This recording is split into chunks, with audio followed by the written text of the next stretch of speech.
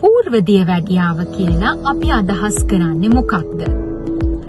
අපි දන්නවා නිරෝගී පුද්ගලයෙක් ගත්තාම එම පුද්ගලයාගේ ලේවල තියෙන සීනි මට්ටම යම්කිසි ප්‍රශස්ත පරාසයක පවතිනවා. ඉතින් මේ ප්‍රශස්ත පරාසයට වඩා වැඩි වීම අපි දියවැඩියාව කියලා හඳුන්වනවා. ඉතින් එක්තරා අවස්ථාවක් හඳුන ගන්නවා අපේ ලේවල තියෙන සීනි මට්ටම දියවැඩියා මට්ටමටම වැඩි වෙලත් නැහැ.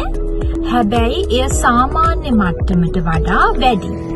ඉතින් මේ අතරමැදි අවස්ථාව අපි හඳුන්වනවා පූර්ව දියවැඩියාව කියලා. ඉතින් පූර්ව දියවැඩියාවෙහි බොහෝ දුරට හේතුව වන්නේ ඉන්සියුලින් වලට ඇතිවෙන ප්‍රතිරෝධය.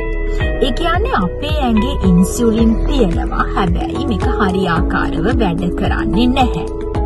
ඉතින් පූර්ව දියවැඩියාව කියලා දෙයක් නිර්ණය කරලා තියෙන්නේ එය ආපසු හරවන්න පුළුවන් හන්දා.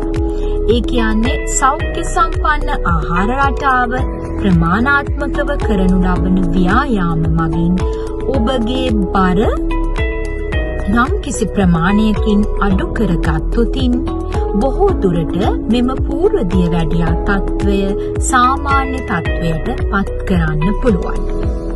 හැබැයි ඔබ ඒ සඳහා මහන්සි වුණේ නැත්නම් ඒ කියන්නේ සෞඛ්‍ය සම්පන්න ආහාර රටාව ව්‍යායාම මගින් බර අඩු කරගත්තේ නැත්නම් පූර්ව දියවැඩියාව ඉතාමත් ඉහළ ප්‍රතිශතයකින් දියවැඩියාව දක්වා වර්ධනය විය හැකියි.